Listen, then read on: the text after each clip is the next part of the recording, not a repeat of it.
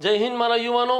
ઓક્ટોબરથી ડિસેમ્બર 2023ના જુદા જુદા સાંપ્રત પ્રવાહના મુદ્દાઓ ઉપર ડિસ્કશન ચાલી રહ્યું છે અને એ ક્રમમાં આજે આપણે ભારત સરકાર અને ગુજરાત સરકારની વિવિધ યોજનાઓ, એપ્લિકેશન્સ, પોર્ટલ વગેરેથી સંબંધિત બાબતોનો અભ્યાસ કરીશું। સૌથી પહેલાં જે ચર્ચામાં રહી એ યોજના છે પ્રધાનમંત્રી ગરીબ કલ્યાણ અન્ન યોજના। શા માટે ચર્ચામાં રહી? તો કે એને 5 વર્ષના સમયગાળા માટે એને લંબાવી દેવામાં આવી છે। જાન્યુઆરી 2024થી 5 વર્ષના સમયગાળા માટે આ યોજના પાછી ચાલુ રહેશે અને એની અંતર્ગત 81.35 કરોડ લાભાર્થીઓને મફત અનાજ આપવામાં આવશે। પ્રધાનમંત્રી ગરીબ કલ્યાણ અન્ન યોજના માટે કુલ 11,80 કરોડ રૂપિયા આવનારા 5 વર્ષમાં ભારત સરકાર વાપરશે।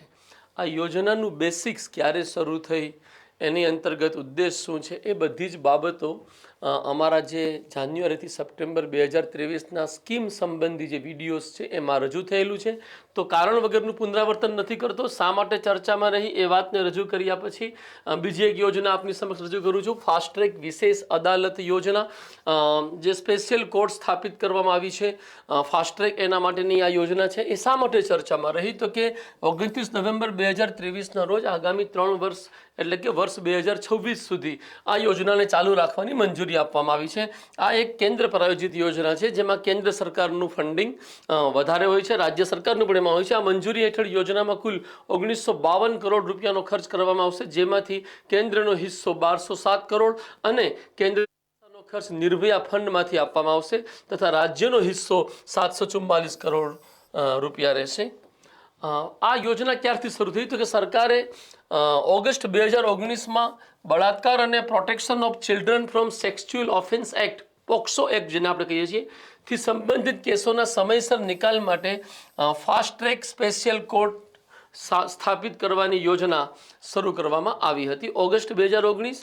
બે ઉદ્દેશ છે, બળાત્કારના કેસો અને પોક્સો એક્ટના કેસો ઉપર ત્વરિત સમયસર નિકાલ કરી અને જે આરોપી છે, ગુનેગાર છે, એને સજા આપવી। જે આ 3 વર્ષ માટે લંબાવવામાં આવી છે 2026 સુધી। એની અંતર્ગત 1023 ફાસ્ટ ટ્રેક કોર્ટ ખોલવામાં આવશે। આ યોજના હેઠળ દેશભરમાં 389 વિશિષ્ટ પોક્સો અદાલતો સહિત કુલ 1023 ફાસ્ટ ટ્રેક સ્પેશિયલ કોર્ટની સ્થાપના થશે। અત્યારે કેટલી છે આવી કોર્ટ? તો કે 30 રાજ્યો કેન્દ્ર શાસિત પ્રદેશોએ આ યોજનામાં ભાગ લીધો છે, જેમાં વર્તમાનમાં 761 આવી ફાસ્ટ ટ્રેક સ્પેશિયલ કોર્ટ્સ સ્થાપિત છે। આવી કોર્ટ સ્થાપિત કરવી જોઈએ। ન્યાયમાં વિલંબ એ પણ એક પ્રકારનો અન્યાય જ છે। એ આદર્શને ધ્યાને રાખી આવી કોર્ટ સ્થાપિત કરવી જોઈએ એવી ભલામણ સર્વપ્રથમ 11મા નાણાપંચ દ્વારા કરવામાં આવેલી। 11મા નાણાપંચે પોતાનો અહેવાલ વર્ષ 2000માં રજૂ કરેલો અને તેના અધ્યક્ષ KM ખુસરો સાહેબ હતા। આ જે ફાસ્ટ ટ્રેક સ્પેશિયલ કોર્ટ્સની જે યોજના છે એનું અમલીકરણ કયું મંત્રાલય કરે છે? તો કે ન્યાય વિભાગ, કાયદા અને ન્યાય મંત્રાલય, ભારત સરકાર દ્વારા અમલીકરણ થઈ રહ્યું છે। આદિવાસી જૂથો માટે જુદી જુદી યોજનાઓ 15 નવેમ્બરે આપણે જનજાતિ દિવસ ઉજવીએ છીએ અને જનજાતિ ગૌરવ દિવસ નિમિત્તે ઝારખંડ ખાતેથી, ઝારખંડમાં પણ મારા યુવાનો, ઝારખંડના રાંચી ખાતેથી વડાપ્રધાને નબળા આદિવાસી જૂથો માટે કલ્યાણ યોજનાઓની પહોંચ અને રક્ષણ સુનિશ્ચિત કરવા માટે 3 મુખ્ય પહેલની શરૂઆત કરી છે। કઈ કઈ 3 પહેલો છે? નંબર 1, વિકસિત ભારત સંકલ્પ યાત્રા, આ પહેલી પહેલ આપણે વિસ્તારથી ભણીશું। બીજી પહેલ છે પ્રધાનમંત્રી particularly vulnerable tribal groups PMPVTG, આને પણ આપણે ડિટેલથી ભણીશું। અને ત્રીજી છે PMPVTG ડેવલપમેન્ટ મિશન અને પ્રધાનમંત્રી જનજાતિ આદિવાસી ન્યાય મહાઅભિયાન, આ એક, આને PM જનમન નામ અપાયું છે। PMPVTG, PM જનમન અને સંકલ્પ યાત્રા, આ 3 પહેલ છે। એને સમજવાની સ્ટેપ બાય સ્ટેપ કોશિશ કરીએ। સૌથી પહેલાં આપણે સમજીશું PM જનમન।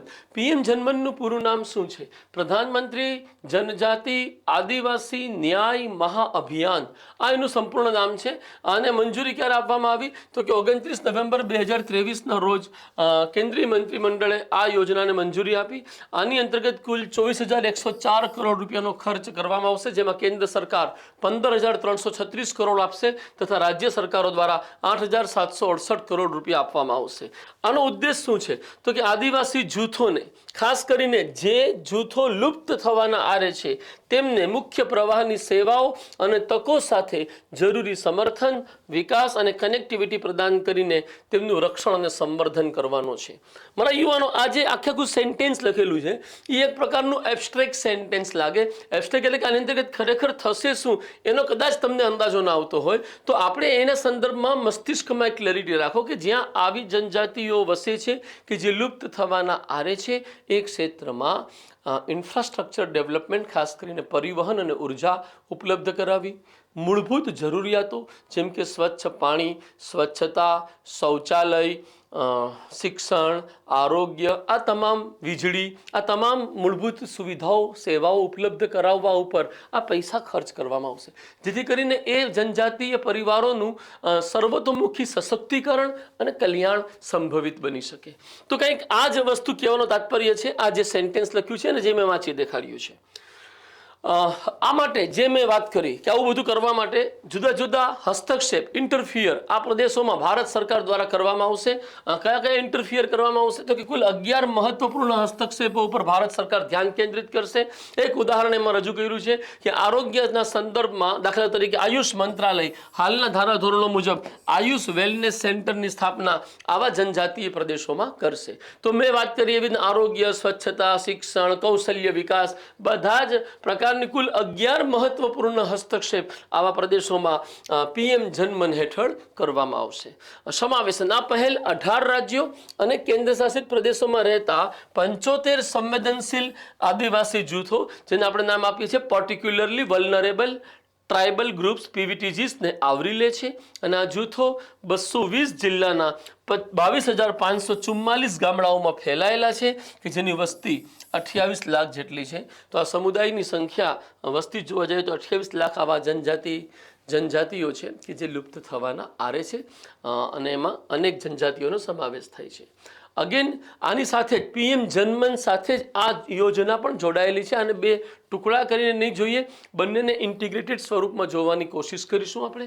પીએમ PVTG મિશન, એનું પૂરું નામ છે પ્રધાનમંત્રી particularly vulnerable tribal groups mission, આનું પૂરું નામ છે. આ મિશન પ્રોગ્રામનો હેતુ સંવેદનશીલ આદિવાસી જૂથોની સામાજિક આર્થિક સ્થિતિ સુધારવાનો છે. તો મેં જે કંઈ પણ ઇન્ટરફિયરની વાત કરી, હસ્તક્ષેપોની વાત કરી, એનાથી ડેફિનેટલી આ સમુદાયોની સામાજિક આર્થિક સુધરશે અને છેવાડાના માનવી સુધી અગર આ બંધારણ પહોંચવા માંગે છે તો પીએમ PVTG અને પીએમ જનમન એ ખરેખર હકારાત્મક પહેલ માની શકાય. ખર્ચ કેટલો છે આ માટે? કેન્દ્રીય બજેટમાં ST અનુસૂચિત જનજાતિ માટે 24,000 કરોડ રૂપિયાના ખર્ચની કલ્પના કરવામાં આવી છે, અંદાજિત છે. મિશન શું છે તો કે આ મિશનમાં સલામત આવાસ, પીવાનું શુદ્ધ પાણી, સ્વચ્છતા, શિક્ષણ, આરોગ્ય, પોષણ, પછાત અનુસૂચિત જનજાતિ માટે વસાહતોમાં રસ્તાઓ સુધી વધુ સારી પહોંચ જેવી મૂળભૂત સુવિધાઓ પૂરી પાડવાનો સમાવેશ થાય છે. તમે સમજી શકો છો પીએમ જનમન અને પીએમ PVTG એકદમ કોરિલેટ થાય છે. એક નવી અને જબરદસ્ત યોજના ભારત સરકારે લોન્ચ કરી છે. આનું મહત્વ આર્થિક દ્રષ્ટિથી નથી, સામાજિક દ્રષ્ટિથી છે. મહિલા સ્વસહાય જૂથોને ડ્રોન પ્રદાન કરવા માટેની યોજના. એનું હજી કોઈ પર્ટિક્યુલર નામ ભારત સરકારે આપ્યું નથી, બટ આપણે આવી રીતના યોજના રજૂ કરી છે. PIBમાં આ પ્રકારે જ એની રજૂઆત થઈ છે. PIB એટલે પ્રેસ ઇન્ફોર્મેશન બ્યુરો. PIBમાં જે રજૂઆત થઈ છે પ્રમાણે આપણે ભણી રહ્યા છીએ. મંજૂરી 29 નવેમ્બર 2023ના રોજ કેન્દ્રીય મંત્રીમંડળ દ્વારા આને મંજૂરી આપવામાં આવી. આ યોજનાનો સમયગાળો 2024-25થી 25-26 એટલે કે 2 વર્ષનો રહેશે અને એમાં એની અંતર્ગત કુલ 1261 કરોડનો ખર્ચ કરવામાં આવશે. આ યોજનાનો ઉદ્દેશ 15,000 એવા સેલ્ફ હેલ્પ ગ્રુપ્સ કે જે મહિલાઓ પર આધારિત છે એમને ડ્રોન આપવાનો છે અને જેથી ખેડૂતોને કૃષિ હેતુ માટે ભાડાકીય સેવાઓ પૂરી પાડી શકાય. મતલબ ડ્રોન મળશે સેલ્ફ હેલ્પ ગ્રુપ્સને. આ ડ્રોનની ઉપયોગિતા રહેશે ખેડૂતોને કે ખેડૂતોએ ખાતર છાંટવું છે પોતાના ખેતરમાં અથવા કીટનાશકોનો છંટકાવ કરવો છે તો એના માટે એ ડ્રોન ભાડે લઈ શકશે. ડ્રોન ભાડે લેશે, ભાડું કોને મળશે? સેલ્ફ હેલ્પ ગ્રુપ્સને મળશે. અને ખેડૂતને શું ફાયદો થશે તો કે એનો જે આ પ્રકારના ખાતરના છંટકાવનો ખર્ચ છે એની કોસ્ટમાં ઘટાડો થશે. ડેફિનેટલી આ યોજના મહિલાઓ અને ખેડૂતો બંનેને સશક્ત કરવાથી જોડાયેલી છે. આ યોજના કૃષિ અને ખેડૂત કલ્યાણ વિભાગ, ગ્રામીણ વિકાસ વિભાગ અને ખાતર વિભાગ, મહિલા સેલ્ફ હેલ્પ ગ્રુપ્સ અને અગ્રણી ખાતર કંપનીઓ કે જેને આપણે ફર્ટિલાઇઝર કંપનીઓ કહીએ છીએ, અગ્રણી ખાતર કંપનીઓના સંસાધનો અને પ્રયત્નોને એકીકૃત કરીને અમલમાં મૂકવામાં આવશે. આ યોજના હેઠળ ડ્રોનની ખરીદી માટે મહિલા સ્વયં સહાય જૂથોને ડ્રોનની કિંમતના 80% દરે કેન્દ્રીય નાણાકીય સહાય આપવામાં આવશે અને વધુમાં વધુ 8 લાખ સુધીની એસેસરીઝ આનુષંગિક શુલ્ક આપવામાં આવશે. આ ડ્રોન કંપનીઓ દ્વારા ડ્રોનની ખરીદી, સમારકામ અને જાળવણીમાં એસએચજીસને એટલે કે સેલ્ફ હેલ્પ ગ્રુપ્સને જે મુશ્કેલીનો સામનો કરવો પડી શકે છે તે ધ્યાનમાં લેતા ફર્ટિલાઇઝર કંપનીઓ ડ્રોન સપ્લાયર કંપની તથા એસએચજી વચ્ચે એક સેતુના રૂપમાં ભૂમિકા ભજાવશે. આપ જાણો જ છો, નાફેડ એક એવી ફર્ટિલાઇઝર કંપની છે કે જે સામાન્ય જનતા સાથે વિસ્તારપૂર્વક જોડાયેલી છે. તો આ નાફેડ અને સેલ્ફ હેલ્પ ગ્રુપ ક્ષમા કરજો, આ નાફેડ છે એ સેતુ બનશે કોની વચ્ચે? ડ્રોન સપ્લાય કરવાવાળી કંપની અને સેલ્ફ હેલ્પ ગ્રુપ વચ્ચે. આવા જે ફર્ટિલાઇઝર કંપની છે એ સેલ્ફ હેલ્પ ગ્રુપ સાથે ડ્રોન દ્વારા નેનો યુરિયા અને નેનો ડીએપી જેવા નેનો ખાતરોના ઉપયોગને પણ પ્રોત્સાહન આપશે. સેલ્ફ હેલ્પ ગ્રુપ્સ ખેડૂતોને નેનો ખાતર અને જંતુનાશક અરજીઓ માટે ડ્રોન સેવાઓ ભાડે આપશે. મેં આ વાત આપણે ચર્ચા કરી ગયા છે. આયુષ્માન આરોગ્ય મંદિર, આ એક નવું નામ છે વેલનેસ સેન્ટરનું. કેન્દ્ર સરકારે નવેમ્બર 2023ના રોજ Ayushman Bharat health and wellness સેન્ટર્સનું નામ બદલીને આયુષ્યમાન આરોગ્ય મંદિર કરી દીધું છે, જેની ટેગલાઇન આરોગ્યમ પરમ ધનમ રહેશે. આ બે શબ્દ યાદ રાખીશું, આયુષ્માન આરોગ્ય મંદિર અને આરોગ્યમ પરમ ધનમ વેલનેસ સેન્ટરની ટેગલાઇન છે. પ્રોજેક્ટ સહયોગ કરાર WHO અને ભારત સરકારના આયુષ મંત્રાલય વચ્ચે થયો છે. નવેમ્બર 2023માં જીનીવામાં વિશ્વ આરોગ્ય સંસ્થા અને આયુષ મંત્રાલયે પરંપરાગત અને પૂરક દવાને વૈશ્વિક સ્તરે આગળ વધારવાના ઉદ્દેશથી પ્રોજેક્ટ સહયોગ કરાર પર હસ્તાક્ષર કર્યા છે. આનો પ્રથમ તબક્કો 2023થી 2028 સુધી આયોજિત કરવામાં આવશે, જે 5 વર્ષનો છે. આનો ઉદ્દેશ શું છે? તો કે ભારતની રાષ્ટ્રીય આરોગ્ય પ્રણાલીમાં પરંપરાગત અને પૂરક દવાને સંકલિત કરવાનો અને માનકીકરણ કરવાનો છે. સંકલિત કરવાનો મતલબ એ છે કે આપણે ત્યાં આયુર્વેદ છે, યોગ છે, સિદ્ધ છે, યુનાની છે, આ બધાનું કંઈક ઇન્ટિગ્રેશન કરવામાં આવે. નંબર 1, ઇન્ટિગ્રેશન કર્યા પછી એનું સ્ટેન્ડર્ડાઇઝેશન કરવામાં આવે. સ્ટેન્ડર્ડાઇઝેશન મતલબ પર્ટિક્યુલર આ રોગ માટે આ પ્રકારની ઔષધિ અને આ ઔષધિથી બનેલી આ દવા જ લાગુ પડે એવું સ્ટેન્ડર્ડાઇઝેશન જો થઈ જાય તો જે આયુર્વેદની અંતર્ગત તમે કોઈ એક ડૉક્ટર પાસે જાઓ તો કંઈક અલગ દવા આપે, બીજા ડૉક્ટર પાસે જાઓ તો કંઈક અલગ દવા આપે, અને એ પ્રમાણે અહીંયા એક પ્રકારની વિવિધતા જોવા મળે છે, એકીકૃતપણું જોવા મળતું નથી. આવું કંઈક સ્ટેન્ડર્ડાઇઝેશન જેવું એલોપેથીમાં છે કે અગર તાવ આવી રહ્યું છે પેરાસિટામોલ આપી દો, તો એ જે એક સ્ટેન્ડર્ડાઇઝેશન થયેલું છે એલોપેથીમાં, એવું જ કંઈક સ્ટેન્ડર્ડાઇઝેશન આપણી જે પારંપરિક આરોગ્ય પ્રણાલીમાં છે એમાં કરવા માટેના ઉદ્દેશથી આ કરાર કરવામાં આવ્યો છે. અને આ કરાર હેઠળ WHO અને આયુષ મંત્રાલયે કુલ 3 અગત્યની સમજૂતીઓ કરી છે. એમાં પહેલી સમજૂતી છે ગ્લોબલ સ્ટ્રેટેજી 2025થી 2034, ગુજરાતી ભાષામાં આપણે એને વૈશ્વિક વ્યૂહરચના 2025થી 34, મતલબ 10 વર્ષની એક યોજના બનાવી છે. WHO અને આયુષ મંત્રાલય વર્ષ 2025થી 2034 માટે પરંપરાગત તબીબી વૈશ્વિક વ્યૂહરચના તૈયાર કરવા માટે સહયોગ કરશે. સ્ટ્રેટેજી આની બનશે અને ઇમ્પ્લિમેન્ટેશન પણ થશે. સિદ્ધ એક આપણી ભારતની પારંપરિક ઉપચાર પદ્ધતિ છે. સિદ્ધ ઉપચાર માટે તાલીમ. આ કરાર પૂરક તબીબી પ્રણાલીઓના સિદ્ધના ક્ષેત્રમાં તાલીમ અને પ્રેક્ટિસને વધારવાના પ્રયાસોની રૂપરેખા આપે છે. એવી ચર્ચા થઈ છે કે આને આપણે કઈ રીતના પ્રમોટ કરી શકીએ. તમે જાણતા હશો કદાચ તમારી આસપાસ કોઈ સિદ્ધ જે ઉપચાર પદ્ધતિ છે એનો ડૉક્ટર કદાચ તમને નહીં જોવા મળ્યો હોય. હું મારી વાત કરું, મને નહીં જોવા મળ્યો. તો મને આયુર્વેદિકથી જોવા મળ્યા છે, હોમિયોપેથીથી જોવા મળ્યા છે, યોગાના જોવા મળ્યા છે, પરંતુ સિદ્ધની હજી એટલી લોકપ્રિયતા અને સર્વવ્યાપકતા આવી નથી. તો એ દિશામાં તાલીમને પ્રોત્સાહન અપાશે. સાથોસાથ આંતરરાષ્ટ્રીય હર્બલ ફાર્માકોપિયા માટે પણ આપણે સહયોગ કરવાના છીએ. દક્ષિણ પૂર્વ એશિયામાં જોવા મળતી જડીબુટીઓ ઉપર ધ્યાન કેન્દ્રિત કરીને આયુષ મંત્રાલય તથા WHO આંતરરાષ્ટ્રીય હર્બલ ફાર્માકોપિયાનો વિકાસ કરવાનો પ્રયત્ન કરશે. એક સ્ટેશન એક ઉત્પાદન યોજના ભારત સરકારે અમલમાં મૂકી છે. વોકલ ફોર લોકલને થીમને પ્રોત્સાહન આપવા માટે શું છે એની વિગત અને શા માટે સમાચારમાં રહી એની ચર્ચા કરીએ.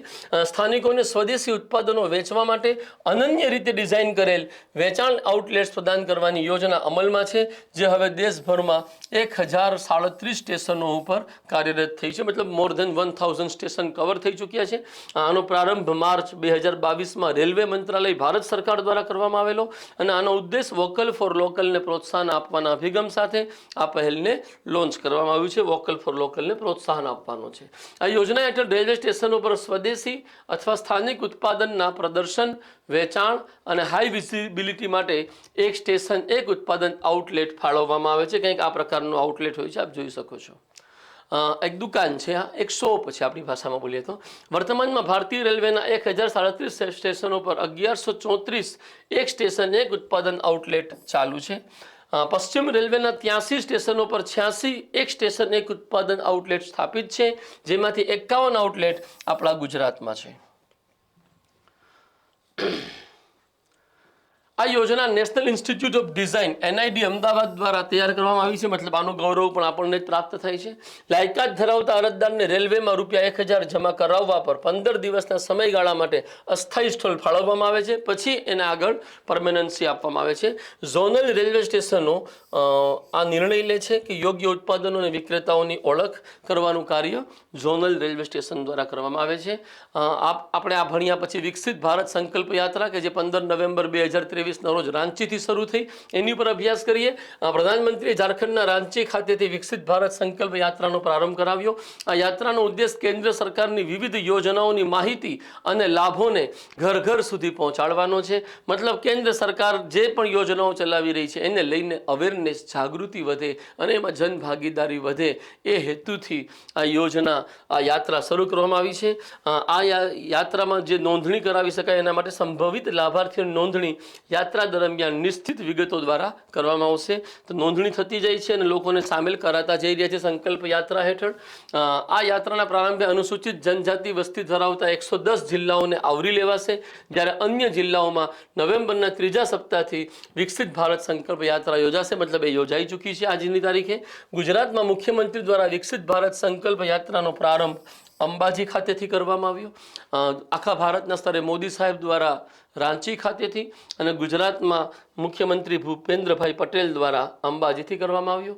સાગર પરિક્રમાના સમયે તબક્કા આયોજિત થતા રહે છે અને એનો 9મો તબક્કો આપણે ઓક્ટોબર 2023માં આયોજિત થયું કે જેની હેઠળ તામિલનાડુ અને પુડુચેરીના દરિયાકાંઠાના જિલ્લાઓને આવરી લેવામાં આવ્યા. આ જે સાગર પરિક્રમા યોજના છે એની જાહેરાત એનો પ્રથમ તબક્કો માર્ચ 2022માં ગુજરાતથી શરૂ થયેલો અને આનું અમલીકરણ મત્સ્ય, પશુપાલન અને ડેરી મંત્રાલય ભારત સરકાર કરે છે. સાગર પરિક્રમા યોજનાથી સંબંધિત બેસિક ડિટેલ્સ અમારા સ્કીમ સંબંધી વિડીયોઝમાં મેં હમણાં જેનો ઉલ્લેખ કર્યો એમાં આપેલા છે. એ 3 વિડીયોઝ જાન્યુઆરીથી સપ્ટેમ્બરના સંદર્ભમાં છે. DYSO પ્રિલિમ સ્પેશિયલ નામથી થંબનેલ હશે, એમાં તમને વિડીયોઝ જોવા મળશે. ખાસ જોઈ લેજો. આપણને યોજનાઓથી પ્રશ્ન પૂછાતા હોય છે, આપણે એની તૈયારી કરી રહ્યા છીએ. ઇન્ટેન્સિફાઈડ મિશન ઇન્દ્રધનુષ IMI 5 એનો 5મો તબક્કો આપણે શરૂ કર્યો છે. કેન્દ્રીય આરોગ્ય અને પરિવાર કલ્યાણ મંત્રાલયે ઓક્ટોબર 2023માં સઘન મિશન ઇન્દ્રધનુષ 5 પ્રાથમિક રસીકરણ પહેલનો પ્રારંભ કર્યો છે. આ યોજનાનું થોડું વિસ્તરણ કરવામાં આવ્યું છે. કઈ રીતે થયું છે? પહેલી વખત IMI 5ને દેશના દરેક જિલ્લામાં વિસ્તારવામાં આવશે. પહેલું વિસ્તરણ ભૌગોલિક છે અને તેમાં હવે 2 વર્ષના સ્થાને 5 વર્ષ સુધીના બાળકોને સમાવેશ કરવામાં આવશે.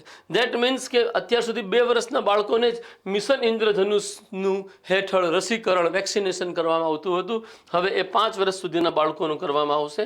આનો ઉદ્દેશ શું છે? તો કે આ મિશનના 5મા તબક્કાનો ઉદ્દેશ રાષ્ટ્રીય રસીકરણ શેડ્યુલને અનુસરીને યુનિવર્સલ ઇમ્યુનાઇઝેશન પ્રોગ્રામ હેઠળ સૂચિબદ્ધ તમામ રસીઓના કવરેજને વધારવાનો છે. આ મિશનમાં મિઝલ્સ અને રૂબેલા રસી રસીકરણના દરમાં સુધારો કરવા ઉપર ખાસ ભાર અપાશે. કેમ? તો કે આપણું લક્ષ્ય છે કે 2023 સુધીમાં આપણે સમગ્ર ભારતમાંથી મિઝલ્સ અને રૂબેલા રોગ સંપૂર્ણ નાબૂદ કરી દેવા માંગીએ છીએ. યુવિન એક એપ્લિકેશન છે જેની ઉપર આ બધા પરીક્ષણો કરવામાં આવી રહ્યા છે. આ મિશન હેઠળ નિયમિત રસીકરણ માટે તમામ જિલ્લાઓમાં યુવિન ડિજિટલ પ્લેટફોર્મનું પરીક્ષણ પણ કરવામાં આવી રહ્યું છે. મિશન ઇન્દ્રધનુષ વિશેની મૂળભૂત માહિતી આપણે સમજીએ. એનો પ્રારંભ ક્યારે થયેલો? ડિસેમ્બર 2014માં અને લોન્ચ કરવામાં આવ્યું. આપ સૌને યાદ છે મે 2014માં ભારતમાં નરેન્દ્રભાઈ મોદીની સરકાર બની હતી, વડાપ્રધાન બન્યા હતા અને એના લગભગ 5-6 મહિના પછી આની શરૂઆત થઈ. આ યોજના 2 વર્ષથી ઓછી વયના બાળકો અને ગર્ભવતી મહિલાઓના સંપૂર્ણ રસીકરણ માટે શરૂ કરવામાં આવી હતી. તો આ જે 2 વર્ષ શબ્દ છે એ મિશન ઇન્દ્રધનુષના તબક્કા 1, 2, 3 અને 4માં લાગુ પડે, પરંતુ 5મો તબક્કો આવ્યો તો 5 વર્ષ થઈ જાય છે ઉદ્દેશ. તો એ આપ થોડુંક મોડિફિકેશન અહીંયા સમજી શકતા હશો. કયા કયા રોગોની વિરુદ્ધ આ રસી અપાઈ રહી છે? તો કે કુલ મળીને આપણે 12 એવા ડિસીઝ છે, રોગ છે કે જેની વિરુદ્ધ આપણે આ રસી આપીએ છીએ. 12 વેક્સિન પ્રિવેન્ટેબલ ડિસીઝનો સમાવેશ કરવામાં આવ્યો છે. તેમાં શરદી, diphtheria, polio, tetanus, meningitis, tuberculosis, hepatitis B, pneumonia, haemophilus influenza type B injections, rotavirus vaccine, Japanese encephalitis, measles rubella અને ન્યુમોકોકલ કન્વ્યુગેટ વેક્સિનનો સમાવેશ કરવામાં આવ્યો છે. આ 12 નામ અગર એક્ઝામમાં પૂછાઈ ગયા તો અલગ તારવવા મુશ્કેલ પડશે.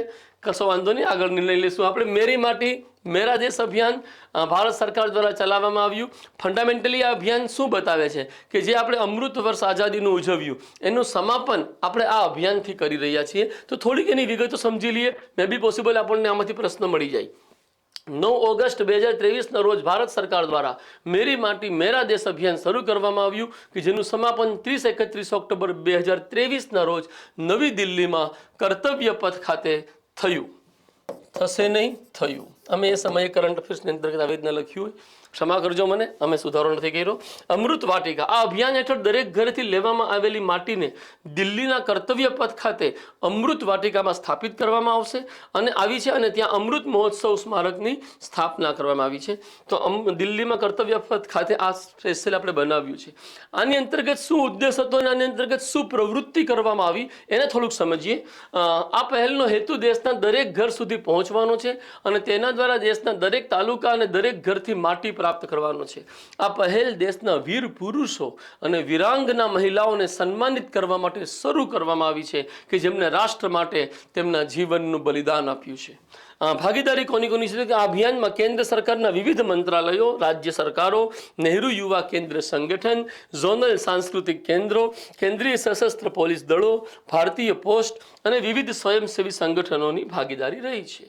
આ અભિયાન હેઠળ દેશના દરેક તાલુકાથી માટી એકત્ર કરવા માટે અમૃત કળશ યાત્રાનું આયોજન કરવામાં આવી રહ્યું છે તથા કળશમાં એ માટીનો સંગ્રહ કરવામાં આવી રહ્યો છે. આ અભિયાન આઝાદીના અમૃત મહોત્સવની સમાપ્તિનું પ્રતીક છે. ઉલ્લેખનીય છે કે ભારતની આઝાદીના 75 વર્ષ પૂરા થવાના અવસરે 9 માર્ચ 2021થી આઝાદીના અમૃત મહોત્સવનો પ્રારંભ કરવામાં આવેલો. આ મહોત્સવ 31 ઓક્ટોબર 2023ના રોજ મેરી માટી મેરા દેશ અભિયાન સાથે પૂર્ણ થશે.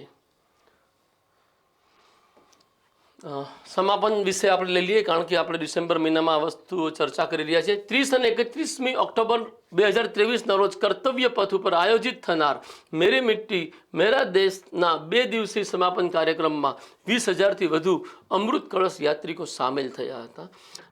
આ અભિયાન અંતર્ગત દેશના 28 રાજ્યો અને 8 કેન્દ્ર શાસિત પ્રદેશોથી અમૃત કળશ લઈને યાત્રીઓ દિલ્હી પહોંચ્યા હતા અને સફળ રીતે સંપન્ન થયું. યુવાનો યુવા સંગમ એક પહેલ છે, એનો 3જો તબક્કો આયોજિત થવા જઈ રહ્યો છે. 18 ઓક્ટોબર 2023ના રોજ યુવા સંગમ કાર્યક્રમના 3જા તબક્કા માટે રજિસ્ટ્રેશન પોર્ટલનો પ્રારંભ કરવામાં આવ્યો. યુવા સંગમ શું છે? તો કે આ એક કાર્યક્રમ એક ભારત શ્રેષ્ઠ ભારત હેઠળની પહેલ છે. આ કાર્યક્રમ હેઠળ ભારતના જુદા જુદા પ્રદેશોના 18થી 30 વર્ષની વયના યુવાનો વચ્ચે સંપર્ક અને સંવાદને પ્રોત્સાહન અપાય છે. તો 18થી 30 વર્ષની વય યાદ રાખીશું, એક માપદંડ છે. આ કાર્યક્રમ હેઠળ સામેલ થયેલા યુવા વિદ્યાર્થીઓ અન્ય રાજ્યની ટૂર ઉપર જાય છે, યાત્રા ઉપર જાય છે અને તેની સંસ્કૃતિ, પરંપરા તેમજ ભૂગોળથી પરિચિત થવાનો અને લોકો સાથે સંવાદ કરવાનો અવસર પ્રાપ્ત કરે છે. આ યોજનાનો પ્રારંભ એક ભારત શ્રેષ્ઠ ભારત યોજનાનો પ્રારંભ 2015થી થયો, જેનો ઉદ્દેશ વિવિધ પ્રદેશોના લોકો વચ્ચે સાતત્યપૂર્ણ અને માળખાગત સાંસ્કૃતિક જોડાણને પ્રોત્સાહન આપવાનો છે. આનો ઉદ્દેશ વિવિધતામાં એકતાને પ્રોત્સાહન આપવાનો છે. કયા કયા મંત્રાલયો અમલ કરી રહ્યા છે? તો આનું જે મુખ્ય અમલીકરણ મંત્રાલય, જેને આપણે નોડલ એજન્સી કહીએ, એ તો શિક્ષણ મંત્રાલય છે. એ સિવાય બીજા કયા મંત્રાલયો છે જોઈએ. એક ભારત શ્રેષ્ઠ ભારતના સહભાગી મંત્રાલયોમાં શિક્ષણ મંત્રાલય, ગૃહ મંત્રાલય, સંસ્કૃતિ અને પ્રવાસન મંત્રાલય, રેલવે મંત્રાલય વગેરે સામેલ છે. આ તમામ મંત્રાલયો તેમની ફરજોના અમલીકરણ માટે વિશિષ્ટ ભૂમિકા અને જવાબદારી ધરાવે છે. શિક્ષણ મંત્રાલય આમાં મુખ્ય અમલીકરણ સંસ્થા છે. ગ્રામ માનચિત્ર એક એપ્લિકેશન લોન્ચ કરવામાં આવી છે, જેની અંતર્ગત ગામડાના જે સંસાધનો છે એનું જ આપણે નકશો બનાવીએ અને એનો વ્યવસ્થિત ઉપયોગ કરવાની દ્રષ્ટિ સમાયેલી છે. 5 ડિસેમ્બર 2023ના રોજ ગ્રામ પંચાયત દ્વારા અવકાશી આયોજનને પ્રોત્સાહિત કરવા માટે, આ અવકાશી આયોજનનો અર્થ છે સ્પેસ, જે ટેકનોલોજી છે એ સ્પેસ ટેકનોલોજીથી ડેટા પ્રાપ્ત કરી અને ગામડાના સર્વાંગી વિકાસનું આયોજન કરવું, એ છે અવકાશી આયોજન. રાઈટ, ફરીથી બોલું છું. 5 ડિસેમ્બર 2023ના રોજ ગ્રામ પંચાયત દ્વારા અવકાશી આયોજનને પ્રોત્સાહિત કરવા માટે પંચાયતી રાજ મંત્રાલય કયું છે? પંચાયતી રાજ મંત્રાલયે ભૌગોલિક માહિતી પ્રણાલી જિયોગ્રાફિકલ ઇન્ફોર્મેશન સિસ્ટમ આધારિત એપ્લિકેશન ગ્રામ માનચિત્ર લોન્ચ કરી છે. માનચિત્રનો અર્થ હિન્દી ભાષાનો જે શબ્દ છે એનું ગુજરાતી નકશો થાય અને ઇંગ્લિશ એનું મેપ થાય. એકીકૃત વિકાસલક્ષી આયોજન ગ્રામ માનચિત્ર, અહીંયા જોડણી ભૂલ છે, ક્ષમા કરજો. ગ્રામ માનચિત્ર એક એકીકૃત જીઓ સ્પેશિયલ પ્લેટફોર્મ તરીકે સેવા આપે છે. આ સ્પેશિયલનો અર્થ ઓલું વિશિષ્ટ નહીં, સ્પાશિયલ એટલે અવકાશીય થાય. જીઓ સ્પેશિયલ પ્લેટફોર્મ તરીકે સેવા આપે છે. આ એપ વિવિધ ક્ષેત્રોમાં વિકાસલક્ષી કાર્યોનો વ્યાપક દ્રષ્ટિકોણ પ્રદાન કરે છે. તે ગ્રામ પંચાયતોને ગ્રામ પંચાયત ડેવલપમેન્ટ પ્લાન માટે નિર્ણય સહાયક પ્રણાલી પ્રદાન કરીને પ્રોજેક્ટ્સ માટે અસરકારક રીતે કલ્પના કરવા અને આયોજન કરવા સક્ષમ બનાવે છે. જો નકશો સાયન્ટિફિકલી બહુ પરફેક્ટલી બન્યો હોય તો ક્યાં તળાવ બનાવવું છે, ક્યાં ચરિયાણ ક્ષેત્ર રાખવું છે, ક્યાં કચેરી બનાવવી છે, કઈ જગ્યાએ ગામની અંતર્ગત સ્કૂલ બનાવવી જોઈએ, એ બધું પ્લાનિંગ બહેતરીન રીતે ત્યારે થાય જ્યારે તમારી પાસે સમગ્ર ગામનો એક સાયન્ટિફિક અને એક્યુરસી ધરાવતો નકશો હોય. અને એ જરૂરિયાત આ એપ્લિકેશન દ્વારા પૂરી કરવાની કોશિશ થઈ રહી છે. આ એપ્લિકેશન સાથે એક્શન સોફ્ટ પણ જોડાયેલું છે, મોબાઈલથી જોડાયેલી એપ્લિકેશન છે. ગ્રામ માનચિત્રને પૂરક બનાવીને પંચાયતી રાજ મંત્રાલયે એક્શન સોફ્ટ રજૂ કર્યું છે, જે જીપીએસ કોઓર્ડિનેટ્સને સમાવિષ્ટ કરીને જીઓટેક સાથે ફોટા કેપ્ચર કરવા માટેનું એક મોબાઈલ આધારિત સોલ્યુશન છે. તો જે કંઈ પણ આપણે આઈડેન્ટિફાઈ કરીએ છીએ એને ફોટોગ્રાફી પણ થઈ જશે. અને આ એક્શન સોફ્ટ 3 નિર્ણાયક તબક્કામાં કયામતો છે. પહેલું કામ શરૂ કરતા પહેલા, બીજું કામ દરમિયાન અને કામ પૂર્ણ થયા પછી ત્રીજું. માહિતીના પરિણામી ભંડારમાં કુદરતી સંસાધન વ્યવસ્થાપન, જળ સંચય, સ્વચ્છતા, કૃષિ, ચેક ડેમ, સિંચાઈ માર્ગ વગેરે જેવા વિવિધ ક્ષેત્રોનો સમાવેશ આની અંતર્ગત કરવામાં આવી રહ્યો છે. ડીજી ફાર્મેટ એપ્લિકેશન પણ લોન્ચ થઈ છે. ફાર્મસી કાઉન્સિલ ઓફ ઇન્ડિયાએ 1 ડિસેમ્બર 2023ના રોજ સુધારેલી ડીજી ફાર્મેટ એપ્લિકેશનનું અનાવરણ કર્યું છે, જેમાં 4 સંકલિત સેવાઓ દર્શાવવામાં આવી છે. શું છે આ ઉદ્દેશ આ એપ્લિકેશનનો? તો કે આ એપ્લિકેશનનો પ્રાથમિક ઉદ્દેશ ફાર્મસી સંસ્થાઓ, ફાર્માસિસ્ટ, ફાર્મસીના વિદ્યાર્થીઓ અને ફાર્માસિસ્ટ નોકરી શોધનારાઓની નોંધણીની સુવિધા આપીને સમગ્ર ભારતમાં ફાર્મસી શિક્ષણનું નિયમન કરવાનો છે. ફાર્મસી કાઉન્સિલ ઓફ ઇન્ડિયા વિશે થોડુંક આપણે બેસિક જાણી લઈએ. આની સ્થાપના વર્ષ 1948માં ફાર્મસી અધિનિયમ હેઠળ કરવામાં આવી. આ અત્યારે આરોગ્ય અને પરિવાર કલ્યાણ મંત્રાલય ભારત સરકાર હેઠળ કામ કરે છે. એનું મુખ્યાલય નવી દિલ્હીમાં છે. એનો ઉદ્દેશ 3 છે, જેને આપણે જોઈ લઈએ. દેશમાં ફાર્મસી શિક્ષણનું નિયમન કરવું, નંબર 1. નંબર 2, ફાર્મસી અધિનિયમ હેઠળ ફાર્માસિસ્ટ તરીકે નોંધણીને મંજૂરી આપવી. અને નંબર 3, ફાર્મસીના વ્યવસાય અને પ્રેક્ટિસનું નિયમન કરવું. તો જેટલા પણ મેડિકલ છે એનું રજિસ્ટ્રેશન થાય છે આની અંતર્ગત જ. આઈના ડેશબોર્ડ લોન્ચ કરવામાં આવ્યું છે ભારત સરકાર દ્વારા નવેમ્બર 13, 2023ના રોજ. જે લોન્ચ કરનાર મંત્રાલય છે એ આવાસ અને શહેરી બાબતોનું મંત્રાલય છે. આ પોર્ટલ સ્વસ્થ સ્પર્ધાને પ્રોત્સાહન આપે છે. એનો ઉદ્દેશ કોમ્પિટિશનને પ્રોત્સાહન આપવાનો છે અને શહેરોના સ્તરે જે આપણે અર્બન લોકલ બોડીઝ જેને ULBs કહેવામાં આવે, જેમાં નગરપાલિકાઓ અને નગર નિગમો જેને આપણે મહાનગરપાલિકા કહીએ છીએ એનો સમાવેશ થાય છે. એવી નગરપાલિકાઓ અને મહાનગરપાલિકાઓમાં વહીવટી સુધારાને પ્રેરિત કરવાનો છે. સુધારણાનો અર્થ અહીંયા એડમિનિસ્ટ્રેટિવ રિફોર્મ્સ થશે અને સ્થાનિક સંસ્થાઓને લર્નિંગની સુવિધા આપવાનો છે. તો આપણને ખબર પડે 1 ઉદ્દેશ સ્પર્ધા વધારવી, number 2 reforms and number 3 learning, કે આ બધી સંસ્થાઓ કંઈક શીખે અને એનાથી વધુ બહેતર ઇન્ફ્રાસ્ટ્રક્ચર શહેરોમાં એસ્ટાબ્લિશ કરે. આ ડેશબોર્ડ નગરપાલિકા સંસ્થાઓ દ્વારા રજૂ કરવામાં આવેલા ડેટાની 5 સ્તંભોમાં ગોઠવણી કરે છે. નંબર 1 રાજકીય અને વહીવટી માળખું જે નગરપાલિકાનું છે. નંબર 2 નાણું. નંબર 3 આયોજન. નંબર 4 નાગરિક કેન્દ્રિત શાસન, સિટીઝન સેન્ટ્રિક એડમિનિસ્ટ્રેશન કહીએ. અને નંબર 5 મૂળભૂત સેવાઓની પહોંચ. એનું ચિત્ર અહીં બનેલું જ છે.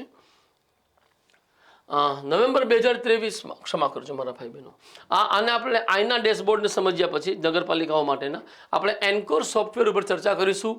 2024માં લોકસભાની ચૂંટણી થવા જઈ રહી છે અને એ સંદર્ભમાં સોફ્ટવેર ચૂંટણી પંચ દ્વારા લોન્ચ કરાયું છે જે નિર્ણાયક મહત્વ ધરાવે છે. નવેમ્બર 2023માં ભારતના ચૂંટણી પંચે સંપૂર્ણ ઉમેદવાર અને ચૂંટણી સંચાલન માટે ઇનહાઉસ સોફ્ટવેર એન્કોરને ડિઝાઇન કર્યું છે. આ એન્કોર સોફ્ટવેરનો અર્થ રિયલ ટાઈમ એન્વાયરમેન્ટ પર સંચારને સક્ષમ કરવાનો છે. મતલબ એ એવી એક સુવિધા છે કે જેની અંતર્ગત કમ્પ્યુટર ઉપર કે મોબાઈલ ઉપર આપણે એન્કોર સોફ્ટવેરના માધ્યમથી રિયલ કન્ડિશન્સ ચૂંટણીઓના આયોજન અને સંચાલન સંબંધી પ્રાપ્ત કરી શકાશે. મુખ્યત્વે આ સોફ્ટવેર કોને કામ લાગશે?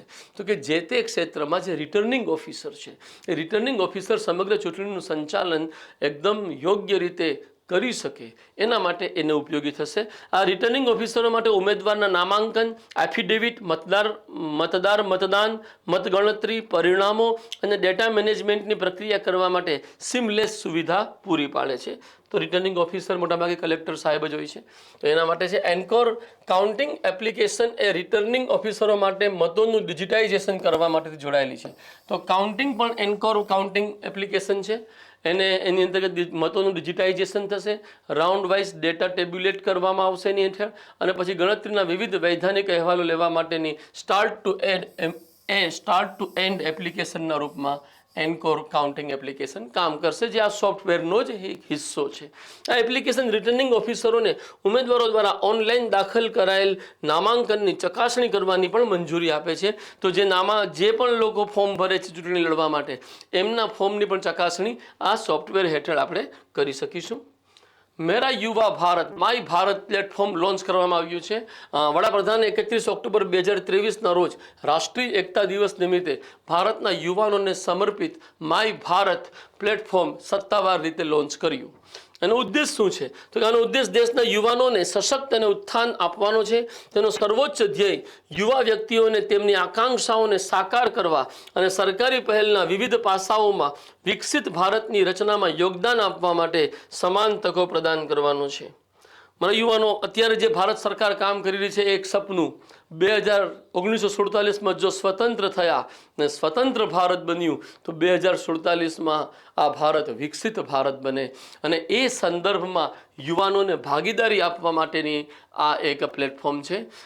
પ્રધાનમંત્રી નરેન્દ્ર મોદીના નેતૃત્વ હેઠળ કેન્દ્રીય મંત્રીમંડળે 11 ઓક્ટોબર 2023ના રોજ જયપ્રકાશ નારાયણ સાહેબનો બર્થડે હોય છે ના રોજ મેરા યુવા ભારત, માય ભારત નામની સ્વાયત્ત સંસ્થા પણ સ્થાપિત કરવામાં આવશે એની મંજૂરી આપી છે. તો આ એક ઇન્સ્ટિટ્યુશન પણ રહેશે અને આ એક પ્લેટફોર્મ તો ઓનલાઈન ડિજિટલ પ્લેટફોર્મ તો છે જ. હવે એમાં ડિજિટલ ફિઝિકલ બંનેનું સમાવેશન કરવાની પણ કોશિશ છે. આપણે સમજીએ ને આ જે આખું સંસ્થા હશે કે પ્લેટફોર્મ છે એનું અમલીકરણ યુવા બાબતો અને રમતગમત મંત્રાલય ભારત સરકાર કરશે. ફિઝિકલ પ્લેટફોર્મ એટલે કે ફિઝિકલ પ્લસ ડિજિટલ, મેરા યુવા ભારત, માય ભારત ભૌતિક અને ડિજિટલ તત્વને એકીકૃત રીતે સંયોજિત કરીને એક ફિઝિકલ પ્લેટફોર્મ તરીકે સેવા આપશે.